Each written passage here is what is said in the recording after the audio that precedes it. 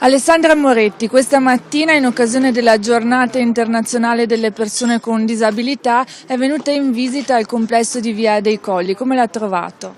Una struttura eccezionale che dà un servizio di eccellenza alle tante famiglie che hanno appunto questo problema e che si confrontano ogni giorno con queste difficoltà. E un abbraccio va a loro e alle mamme e ai papà di questi ragazzi che qui hanno e possono godere di un servizio molto importante. Si parla molto di fondo per la non autosufficienza, quali le prospettive future?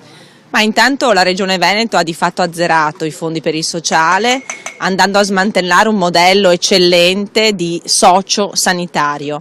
Noi vogliamo riportare al centro dell'azione politica la dignità della persona e quindi faremo in modo che al sociale, alle associazioni e a tutti quelli che si occupano di dare servizi alle famiglie siano dati i fondi necessari per poter rendere un servizio efficiente.